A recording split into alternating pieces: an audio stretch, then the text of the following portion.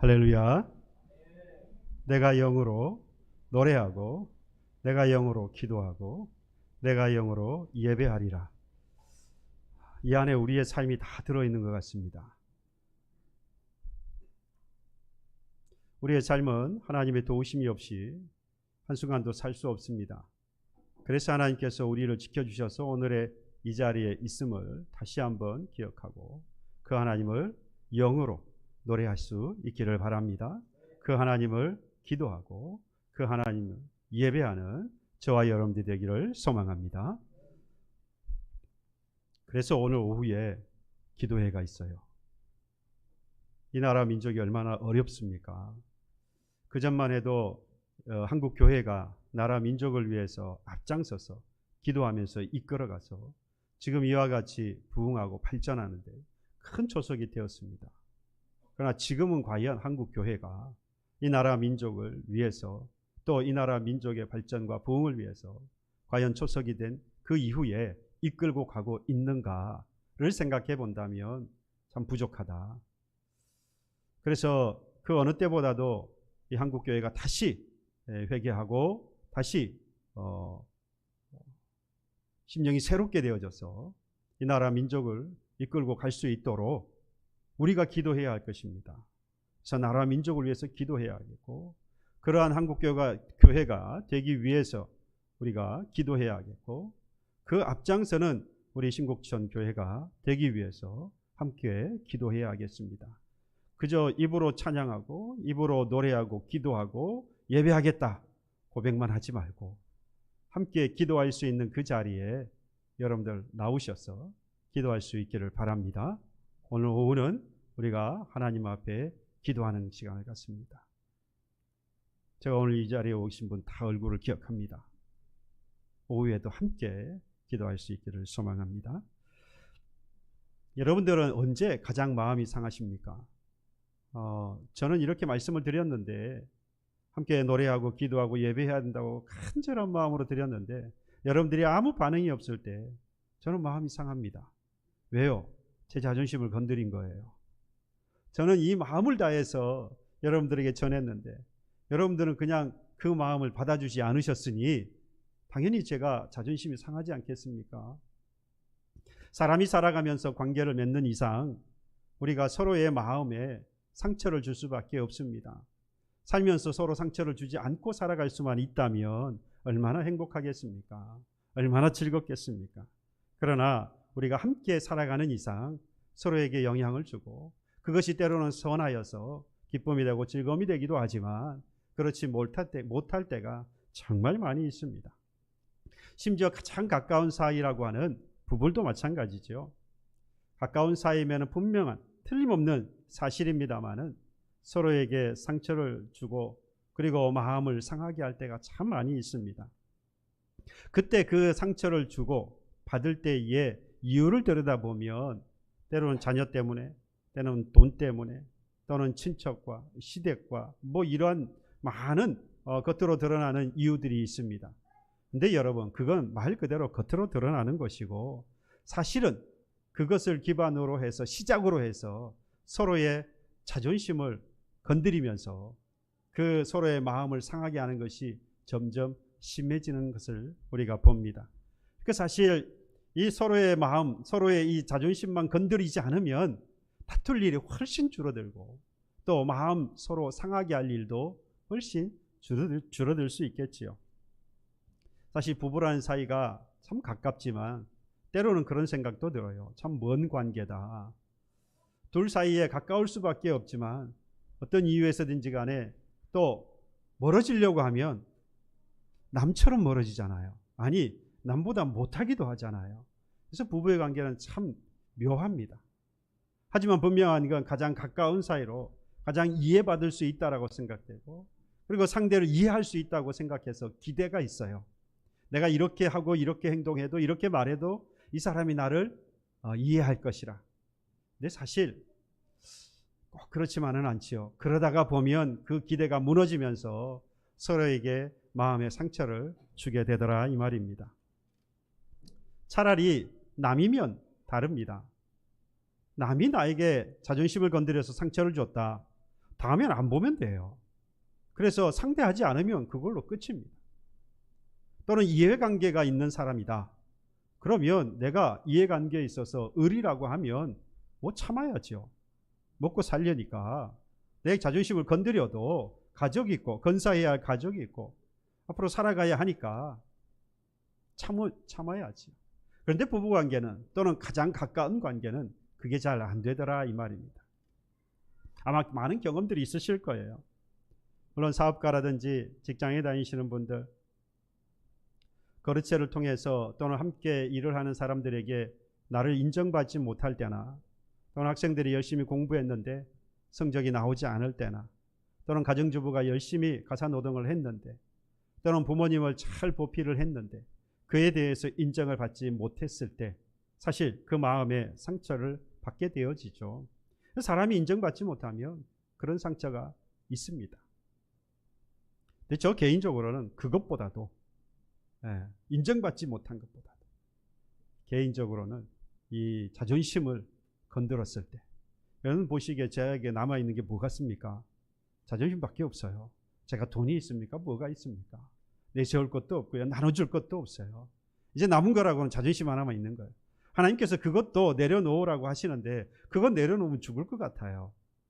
하루하루 하나님께서 아마 여러분도 그렇고 저도 그렇고.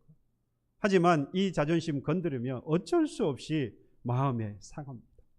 저 때문에 여러분들이 마음이 상하기도 하실 거고 여러분들로 인해서 제 마음이 상하기도 하는 겁니다. 우리가 같이 함께 하면서 신앙생활 안에서 함께하고 있다고 하는 반증이 되기도 하죠. 가능하다면 선한 영향력을 서로 끼치면서 서로에게 기쁨이 되고 서로에게 즐거움이 될 수만 있다면 너무나도 좋겠습니다. 원치 아니하게 서로에게 마음의 상처를 줄 때 마음이 받은 걸 알면, 나 때문에 상처를 받았다는 걸 알면 제 마음도, 그리고 여러분들도 누군가를 통해서 내가 상처를 받았다 또는 나 때문에 상처를 받았다 그런 생각이 들 때마다 마음이 아픕니다. 아마 여러분들 가운데에 마음을 드러내지 못해서 그렇지 한번 꺼내 보십시오라고 한다면 그야말로 다 써서 너덜너덜해진 그런 걸레 같은, 아예 그냥 다 찢겨져 버린 그런 마음, 내어놓기 뭐해서 드러내지 않아서 그렇지 아마 그런 마음들이 여기 계시는 우리 교우 여러분들 많지 않을까라는 생각을 해봅니다. 인생을 산 횟수가 많을수록 더 그럴 거예요. 근데 누구한테 들었더니요 3살 4살도 마음의 상처를 가지고 살더래요. 3살 4살들도 아무것도 모르는 것 같은데 그 아이들도 인생의 고민을 가지고 있더라 이 말이죠. 상처를 받고 선생님에게, 부모님에게, 친구들에게 상처를 받아서 아파하더라 이 말이에요. 그러니 그 아이들도 그런데 인생을 산 횟수가 많으면 많을수록, 오래되면 오래될수록 그 마음의 상처가 얼마나 깊고 또 헤아릴 수 없는, 그야말로 누구에게도 보여주고 싶지 않을 만큼 다친 그러한 상처가 있는 마음들이 아마 많이 있을 겁니다. 그런데 여러분, 이렇게 사람들과의 관계에서 생긴 그 마음의 상처 치유하기 쉽습니까? 어렵습니까? 어려워요. 쉽지 않습니다. 하물며 우리는 무엇이 있는 사람입니까? 영혼이 있는 사람들입니다. 우리의 영혼이 상처를 받았다. 어떻게 치유할 수 있을까요? 우리의 마음도 보이지 않아서 치유하기가 쉽지 않은데 우리의 영혼이 만약에 상처를 당했다. 정말로 이건 치료하기 어렵습니다. 하나 분명한 사실은 있습니다. 우리의 마음이 상처를 받았을 때 그 이유가, 원인이 있는 것처럼 우리의 영혼도 상처를 받았다면, 상처가 생겼다면 거기에 대한 분명한 이유가 있습니다. 여러분, 그 이유가 뭘까요? 너무나도 간단해요. 항상 답은 간단합니다. 우리의 영혼이 상처를 받는 이유는 딱 한 가지, 죄 때문입니다. 우리의 영혼을 가진 사람입니다. 제가 지난 주일 오후 시간에도 제가 말씀을 드렸던 부분인데요. 우리는 흙으로 하나님께서 빚으셔서 육체를 만드시고 그리고 그 코에 생기를 부르셔서 생명 곧 사람이 되게 하셨습니다. 사람 곧 영과 육체가 있는 존재는, 피조물은 사람뿐이에요. 동물은 육체뿐이잖아요. 하나님의 피조물이라고 하는 천사 역시 육체는 없지만 영혼뿐입니다. 그러나 육체와 영혼을 다 가진 존재는 사람입니다. 그래서 사람은 그 어떤 하나님의 피조물보다도 아름답고 귀하고 그러한 존재입니다. 그런데 문제가 있어요. 아담과 하와가 죄를 범한 이후부터 인간의 그 육체가 하나님을 사랑하고 그의 영혼이 하나님을 오늘 우리가 한 것처럼 찬양했던 것처럼 그 영이 노래하고 그 영이 기도하고 그 영이 예배하기를 즐겨하는 것보다 아담 이후에 죄를 범한 이후에 그 육체가 죄를 더 좋아하더라 이 말입니다. 그러면서 그 영과 육체가 갈등을 하기 시작했어요. 밸런스가 맞지 않는 거예요. 여러분, 결국 그 죄가 그 영혼과 육체가 맞지 않아서 고통하고 괴로워하게 된 것은 그 영이 점점 뭐하고 있다는 겁니까? 병들어가고 있다는 것이고 그 병으로 인해서 점점 그 영혼이 죽어가고 있다는 이야기입니다. 그래서 우리는 속히 이 죄에서 벗어나야만 합니다. 그렇지 않으면 지난 오후 시간에 말씀을 드린 이 4대 교회와 같이 소아시아 7교회 가운데에서 주님께 책망받았던 이 4대 교회와 같이 살았다는 이름은 가졌으나 뭐한 교회라고요? 죽은 자라고 하는 책망을 듣게 되어질 것입니다. 그러면 우리가 속히 이 죄를 벗어날 수 있는 길이 무엇일까? 여러 가지 방법들이 있을 수 있습니다. 죄에서 벗어나는 방법을 여러 가지로 아마 여러분들이 듣고 배우셨을 수도 있는데 간단해요. 마찬가지로 답은 간단합니다. 싸우는 거죠. 뭐와 싸우는 겁니까? 죄와 싸우는 겁니다. 죄에서 벗어나는 길은 다른 것을 모색할 이유가 없어요. 그 죄와 싸우는 것입니다. 싸우려면 뭐가 필요합니까? 무기가 필요하지요. 전장에 나가는 군사에게 필요한 것은 다른 그 무엇도 아니라 무기입니다. 무기가 있어야 싸울 수 있죠. 무기가 있어야 싸워서 이기든 지든 하지요. 그리스도인은 우리가 이 악한 죄와 그리고 이 악한 세상 가운데에서 싸울 수 있는 유일한 무기가 무엇이냐 그러면 지난 오후 시간에 참석하신 분들은 이미 다 아시는 내용들이에요. 그래서 오후에도 우리가 함께 예배해야 합니다. 할 수만 있다면 더 많은 예배의 시간을 가지고 하나님 앞에 영광을 돌릴 수 있어야 합니다. 우리는 말씀을 듣는 사람이에요. 하나님의 말씀을 들어야 살 수 있는 사람입니다. 오늘 바로 그 죄와 싸우는 그 무기는 거룩함인데 그 거룩함은 어떻게 얻어질 수 있느냐? 디모데전서 4장에 말씀했습니다. 하나님의 말씀과 기도로 거룩하여진다.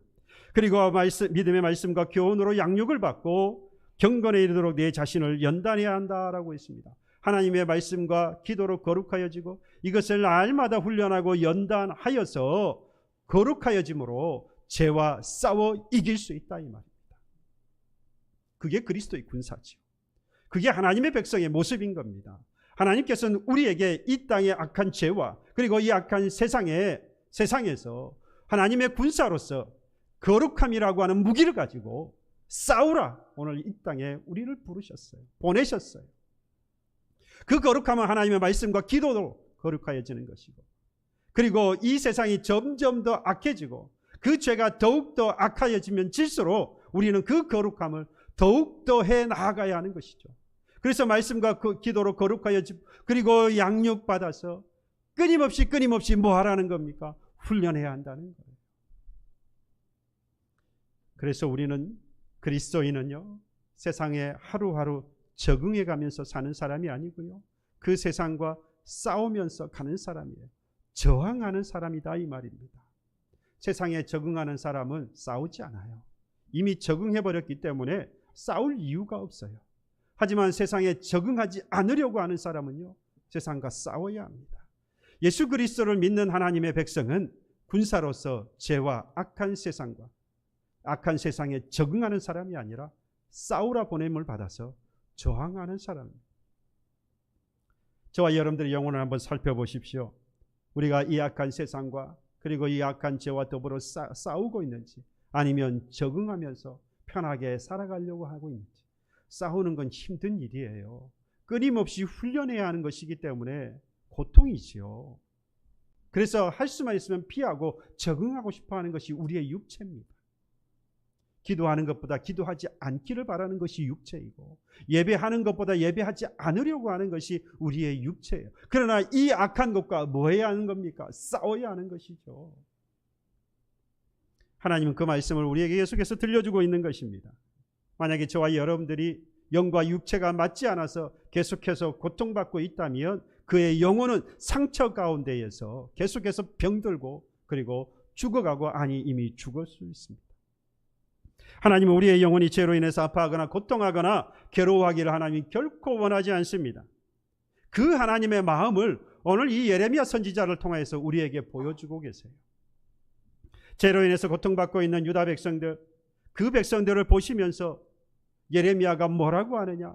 내가 슬프다, 고통스럽다, 괴롭다. 예레미야가 이와 같이 유다 백성들을 보고 괴롭다라고 애통하고 슬퍼하고 있는 것은 예레미야 선지자의 마음일 뿐만 아니라 사실은 하나님의 마음이었어요. 여러분, 오늘 본문의 심판을 앞두고 있는 유다 백성을 봅니다. 이 유다 백성들, 이 백성들을 보고 예레미야 선지자가 그의 마음이 슬프고 아프고 괴롭다, 그래서 애통한다라고 하는 것은 이유가 있었어요. 북이스라엘이 이미 아수르에 의해서 멸망을 당했습니다. 여러분, 자기의 동족 북이스라엘이 아수르의 멸망을 당하는 것이 남유다 백성들이 보았어요. 그들이 하나님을 섬기지 않고 헛된 우상, 오늘 본문에 말한 것처럼 조각신을 만들고 조각하여서 신상을 만들고 그것들에게 예배하고 그들을 섬기는 그 죄로 인하여서 아수르의 멸망을 당한 북이스라엘입니다. 이 사실을 너무나도 잘 보았던 남유다, 그러면 그 북이스라엘 멸망을 보고 반면교사로 삼고 뭐 해야 하겠습니까? 따라가지 말아야 하지요. 그럼에도 불구하고 그들은 정신을 차리지 못하고 북이스라엘과 똑같이 그렇게 헛된 조각을 만들어서 신이라 숭배를 했던 것입니다. 이에 대해서 예레미야 선지자는 끊임없이 거듭해서 경고했어요.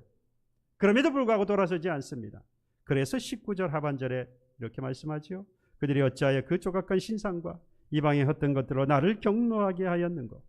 하나님께서 경노하셨다, 노하셨다라고 말씀합니다. 북이스라엘이 우상을 숭배하다가 멸망받았으면, 그들의 생명을 지키지 못했으면 너희들을 그것을 보았으니 너희들은 소각신상을 만들거나 이방의 헛된 것들을 만들어서 숭배하지 말아야 할 것인데 어째서 숭배하느냐 이 말입니다. 여러분, 죄는요 사람의 마음을 악하게 만들고요 사람을 어리석게 만듭니다. 그래서 그의 눈이 보아야 할 것을 보지 못하고요 들어야 할 것을 듣지 못하게 되어집니다. 세상의 것들은 잘 보고 세상의 것들은 잘 듣는데 정작 들어야 할 진리의 복음은 보지 못하고 듣지 못하는 겁니다. 분명히 예레미야 선지자를 통해서 거듭해서 그와 같이 우상을 숭배하다 결국 망하리라고 하는 심판의 메시지를 거듭 말씀하지만 들리지 않는 거예요. 듣지 못하는 겁니다. 보이지만 보지 못하는 겁니다. 북이스라엘이 멸망하는 것이 분명히 보이는데 보임에도 불구하고 깨닫지 못하는 거예요. 예레미야 선지자를 통해서 끊임없이 돌아설 것을 들었지만 그 복음이 들리지 않는 겁니다. 죄를 범한 아담을 보십시오. 아담과 하와가 죄를 범하고 난 이후에 아담이 나무 뒤에 숨었어요. 욥이 뭐라고 고백합니까? 하늘 위에 올라가도 저 바다 깊은 곳에 들어가도 거기에 하나님이 계시니라. 하나님은 안 계신 곳이 없는 거예요. 내가 피할 수 있는 곳이 아무것도 없다 이 말입니다. 그런데 나무 뒤에 숨어요. 물론 죄를 짓고 두려운 마음에서 숨으려고 했지만 그만큼 죄를 지으면 사람이 눈이 어두워지고 귀가 어두워지고 어리석어진다 이 말입니다. 다윗이 죄를 범하고 난 이후에 나단 선지자를 통하여서 하나님께서 책망하셨습니다. 비유를 들어 책망하셨어요. 그때 그 책망을 하는 그 나단 선지자를 보면서 그 책망의 대상이 자기인데 다윗 자신인데 몰라요. 자신인지 모르는 겁니다. 그러면서 화를 내면서 그와 같이 뺏은 자를 가만두지 않겠다고 죽이겠다라고 합니다. 자기였다면, 자기인 줄 알았다면 그런 말을 했겠습니까? 죄를 지으면 이처럼 어리석어지는 겁니다. 오늘의 본문의 이 이스라엘 백성들이 남유다의 백성들이 이랬던 겁니다. 근데 여러분 더 큰 문제는 뭔지 아세요? 예레미야 선지자와 같이 그렇게 심판의 메시지를 정확하게 복음으로 전하는 자가 있는가 하면 당시에도요 거짓 선지자들도 있어요. 야, 하나님 심판은 없어. 너희들은 안전해. 괜찮다.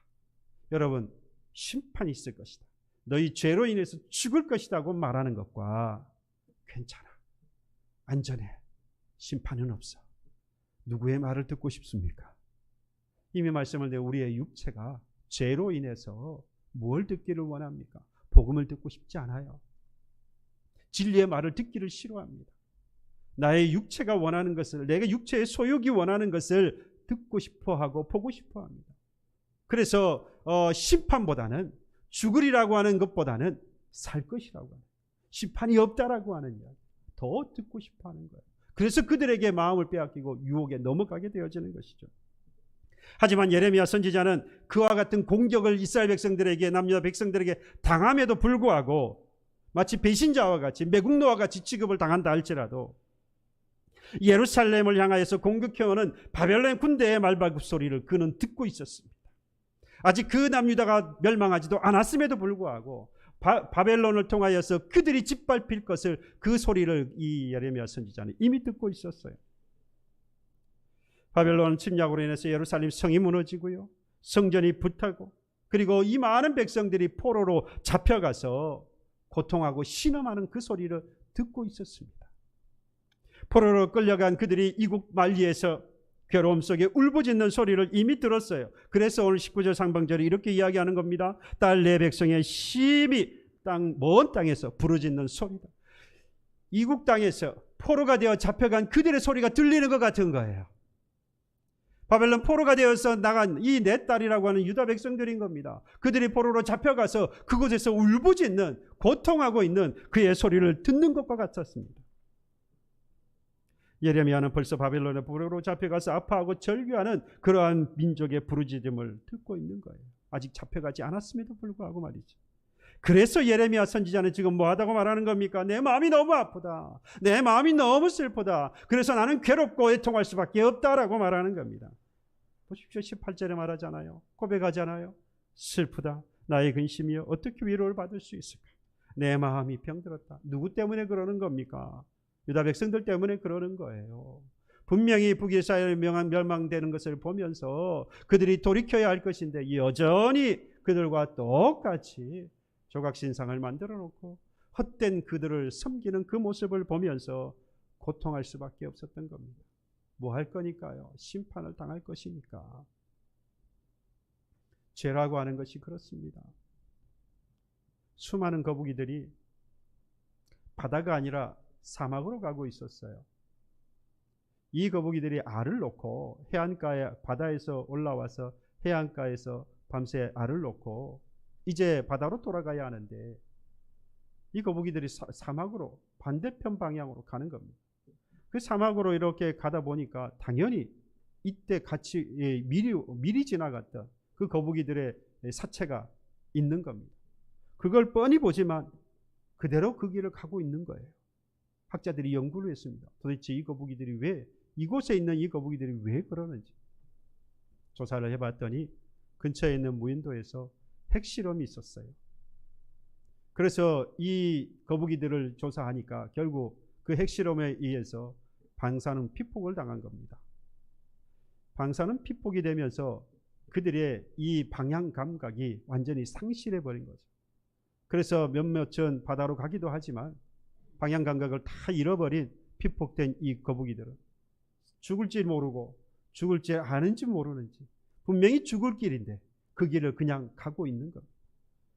옆에 지나가면서 죽은 사체를 보면서 그럼에도 불구하고 그 길을 가고 있는 거예요. 방사능 피폭 때문에 그 일이 벌어지고 있었던 것입니다. 주위의 사람들이 그랬을 거예요. 이걸 보고 있는 사람들이, 저도 마찬가지고, 야, 그 길로 가면 죽는다. 돌아서야 한다. 돌아서서 바다로 가야 네가 살지. 그 길로 가면 너희들 동료가 죽은 것처럼 너희들도 죽으니까 빨리 돌아서야 한다. 많은 사람들이 안타까운 마음으로 외쳤을 것입니다. 그러나 이 거북이들은 방사능에 피폭이 되어서 방향을 완전히 잃어버리고 사막의 길, 죽음의 길을 가고 있습니다. 여러분, 유다 백성들이 다 그랬던 거예요. 방사능에 피폭되어져서 죽음의 길이 사막의 길로 들어섰던 이 거북이들처럼 마냥 죄를 범하고 방향을 잃어버려서 죽음의 길로 가고 있는 유다 백성들인 겁니다. 마음이 강팍해졌고요. 죄 때문에 말이죠. 그들의 마음과 눈이 어두워졌습니다. 닫혀버렸습니다. 그래서 더 이상 예레미야의 그 복음의 소리를 듣지 못하고 들리지 않고요. 뿐만 아니라 이 예레미야가 그들의 모습을 보고 슬퍼하고 괴로워하면서 애통하고 있는 그 예레미야의 그 소리를 또 듣지 못하고 있는 것입니다. 사랑하는 교회 여러분, 영혼이 없는 이 거북이들이 방향 감각을 상실해버리고 바다가 아닌 그 죽음의 사막의 길로 들어서는 것을 보고 안타까워하지 않습니까? 우리가 지금 그러고 있잖아요. 여러분, 우리는 하나님의 형상대로 지음을 받은 피조물입니다. 우리는 영혼을 가지고 있는 존재입니다. 하나님이 우리를 창조하신 창조주 되셨고 유일한 구원자가 되셨어요. 그런데 그 하나님을 저버리고 우상을 섬기는 죄 가운데 빠져서 바벨론에 침략을 당하고 성이 무너지고 성전이 불타고 이국 땅에 포로로 잡혀가게 되어 그 상황, 이 상황을 알게 된 여러분 예레미야의 심정 어떻겠습니까? 뭐 말하면 뭐 하겠어요. 그래서 18절 21절 고백한 겁니다. 슬프다 나의 근심이여 어떻게 위로를 받을 수 있을까? 내 마음이 병들었다. 21절에는 내 딸 백성이 상하였으므로 이스라엘 백성 남유다 백성들이 이제 바벨론 포로가 되어져서 모든 걸 잃어버리고 고통 가운데 살아가게 될 것이며 상하였으므로 나도 상하여 슬퍼하며 놀라움에 잡혔도다. 예레미야 선지자는요 그들이 받을 하나님의 심판을 생각하면서 근심하고 그 마음으로 가득 차서 병들었다, 슬프다, 애통해하고 있는 겁니다. 여러분, 유다 백성들은요 근심으로 가득 차 슬퍼하고 애통하면서 그 마음이 병든 것과 같았던 예레미야의 이 아프고 그리고 이 고통하는 그 마음, 그 심정, 그 상한 마음 하나님의 마음이었어요. 하나님도 이스라엘 백성들이 당하게 될 심판을 보면서 당연하게 여기시는 게 아니에요. 하나님의 마음도 이 예레미야를 통하여서 보여주십니다. 내가 슬프다, 내가 괴롭다, 내가 애통하고 있다. 방향을 잃어버리고 죄 때문에 방향을 잃어버리고 죽음의 길로 가고 있는 너희들을 보며 내가 근심이 된다, 내가 괴롭다. 여러분, 지금도 하나님께서 우리를 보며 죄의 길로 가고 있는 우리를 보며 그와 같이 말씀하고 있는 것은요, 바꾸어 말하면 그 길로 가기를 원치 아니하시는 하나님이시라는 말씀입니다. 하나님은 우리가 죄를 범하고 죽음의 길을 가는 것을 결코 원치 않으십니다. 그래서 하나님께서 가라고 하신 말씀이 오늘 본문에 있어요. 그 길로 가지 말고 설령 그 마음이 죄로 인하여서 상했다고 할지라도 가야 할 길이 따로 있다. 죄를 범하고 방향을 잃고 죽음의 길로 가는 이스라엘 백성, 유다 백성들에게 길르앗으로 가라고 오늘 본문 말씀하고 있어요. 22절에 보시면 길르앗에는 유향이 있지 아니한가? 그곳에는 의사가 있지 아니한가? 딸 내 백성이 치료를 받지 못하면 어찌 됨인고? 바꾸어 말하면요, 길르앗으로 가라. 거기에는 유향이 있고 거기에는 의원이 있다. 그래서 그곳에서 너희들은 치료를 받을 수 있다. 그런데 왜 안 가니? 하나님이 지금 그렇게 말씀하고 있는 겁니다.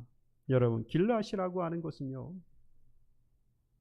이스라엘 백성들이 애굽에서 나와서 이제 가나안 땅에 들어가게 되어지는데 그 가나안 땅에 들어갈 때 가장 먼저 만나게 된 땅이 요단 동편의 땅입니다. 이 요단 동편의 땅을 이스라엘 지파 가운데에서 르우벤과 갓과 그리고 므낫세 절반의 지파가 그 땅을 원했어요. 그 요단 동편의 땅 가운데에 므낫세 지파가 분배를 받게 된 땅이 바로 이 길르앗이라고 하는 땅입니다.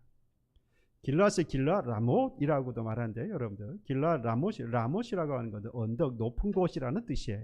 그러니까 길르앗이라고 하는 높은 곳. 그러니까 이 길르앗 라못 그러면 벌써 이게 산골짜기가 있어서 높은 지형이다라고 하는 걸 우리가 알 수 있습니다.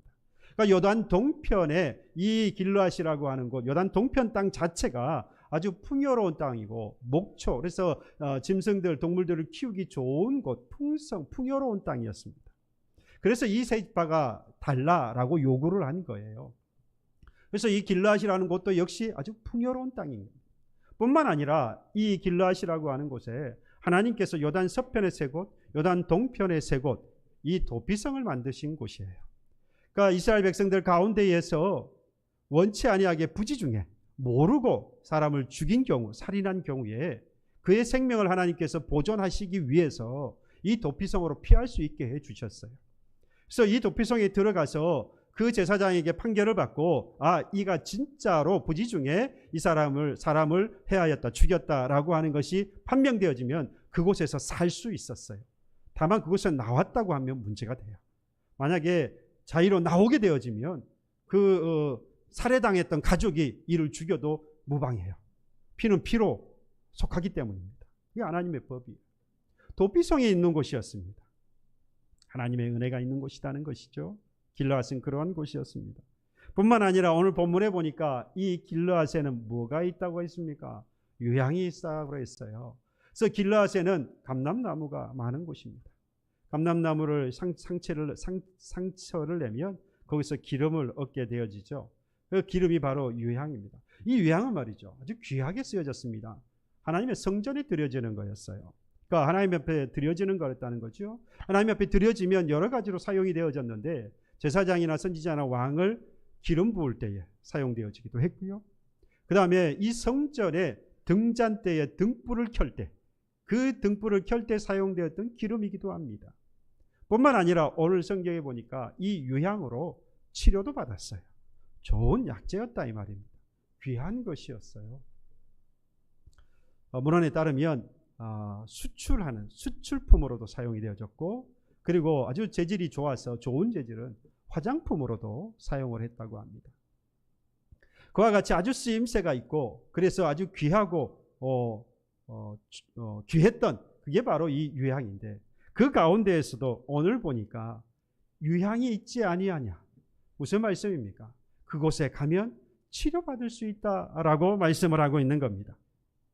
여러분, 죄로 인해서 이 방향 감각을 잊어버리고 이것저것 다니다가 찢기고 상해버린 그 영혼, 뭐가 필요합니까? 치료가 필요하지요. 죄 때문에 상해버린 우리의 영혼을 치유받으려면 뭐가 필요하다는 겁니까? 길르앗으로 갈 필요가 있어요. 그리고 그곳에 가면 유향이 있는 겁니다. 치료받을 수 있는 것이에요. 우리가 죄 때문에 방황하여서 우리의 영혼이 상했다면 길르앗으로 가야 됩니다. 그 길르앗은 누구이겠으면 무엇이겠습니까? 예수입니다. 우리의 영혼이 죄로 인하여서 상했다면 그 죄를 다 빨리 속해야겠는데, 그 죄를 빨리 처리해야겠는데, 그 처리를 받을 수 있는 곳은 오직 예수뿐이라는 것입니다. 그 예수께로 갔더니 무엇이 흐르고 있습니까? 유향이 흐르고 있는 거예요. 길르앗에 갔더니 유향이 있었던 것처럼 예수께로 갔더니 십자가 아래에 주의 보혈의 피가 흐르고 있었던 겁니다. 예수 보혈의 피로 우리의 모든 죄 속함을 받고 우리의 영혼이 소생되어지고 치유되어서 소생되어져서 새로운 힘을 얻고 살아갈 수 있게 되는 거예요. 잃어버렸던 신앙의 방향을 다시 되찾을 수 있게 되는 거예요. 죄로 인해서 우리의 상한 심령이 다시 회복되어질 수 있는 겁니다. 그래서 길르앗으로 가야 하고, 그래서 길르앗에 있는 유향을 만나야 하는 것입니다. 지금도 예수 십자가에서 흐르고 있는 보혈로 우리는 치료를 받을 수 있다. 그 죄가 무엇이든지 상관없습니다. 어떤 죄이든지 그 죄로 생긴 어떤 상처라도 예수님 앞에 나오기만 하면 치유받고 자유를 얻게 되는 것입니다. 예수께서 우리를 위하여서 흘리신 그 보혈은요, 우리가 어떤 아픔을 가지고 있든지 누구에게 받은 상처라고 할지라도 세상에서는 해결할 수 없으나 주께서는 다 해결할 수 있어요. 그를 위해서, 이 일을 위하여서 우리 주님께서 십자가로 지신 것입니다. 예레미야 선지자는 유다 백성들에게 너희들이 우상 앞에 절하고 하나님 앞에서 죄를 범해서 많은 상처가 있는데 왜 길르앗으로 가지 않느냐? 그곳에 가면 유향도 있고 의원도 있는데, 치유받을 수 있는데 왜 가지 않느냐? 여러분, 이것이 예레미야 선지자의 마음이지만 이것이 바로 하나님의 마음이다. 우리가 고통받고 괴로워하고 슬퍼하고 애통하기, 그래서 하나님의 심판을 받기를 원하시는 하나님이 아니라 이 죄를 빨리 속함을 받고 그 죄에서 회복되어지고 자유함을 얻고 살아가기를 원하시는 것이 우리 하나님의 마음입니다. 그래서 오늘도 우리를 오라 부르고 계시는 것이죠. 혹시 지금까지 살면서 신앙생활하면서도 나의 영혼이 상하여서 고통하고 애통하고 혹시 슬퍼하며 오늘까지 살아가고 있지 않습니까?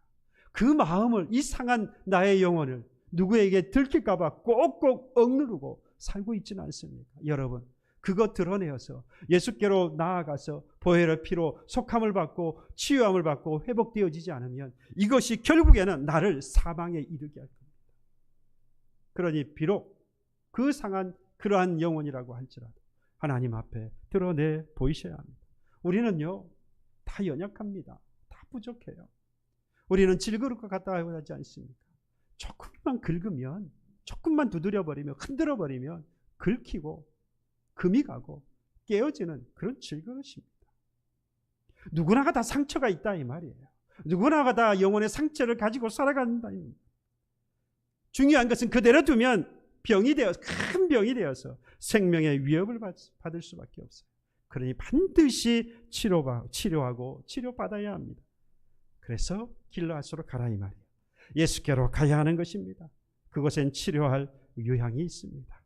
예수 십자가로부터 우리의 죄를 치유할 수 있는 보혈이 오늘도 흐르고 있는 것입니다. 죄로 인해서 생긴 우리의 상처는 그래서 치유받을 수 있어요. 치유받고 우리는 이제는 새 힘을 얻고 새로운 인생으로, 새로운 사람으로 우리는 성도로서 이 땅을 살아갈 수 있습니다. 그러기에 우리 주님께서 십자가에서 물과 피를 다 흘리신 것입니다. 어떠한 죄든지 어떠한 상한 심령을 가졌든지 오늘 주님은 오라고 부르고 계십니다.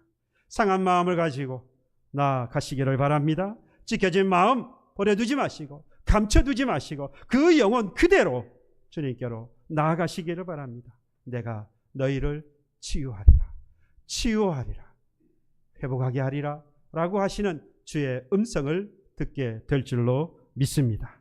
오늘도 주께로 담대히 나아가는 저와 여러분들이 되시기를 소망합니다. 찬양할까요? 마음이 상한 자. 주님께서 우리의 상한 마음을 아시고 상한 영혼을 아시고 부르고 계십니다. 그리고 그를 치유하시기라. 성령을 통하여서 예수 십자가의 보혈을 통하여서 우리를 치유하시리라 약속하셨습니다. 그 약속을 굳건히 믿고 이 시간 함께 찬양합니다. 마음이 상한 자를 고치시는 우리 주님.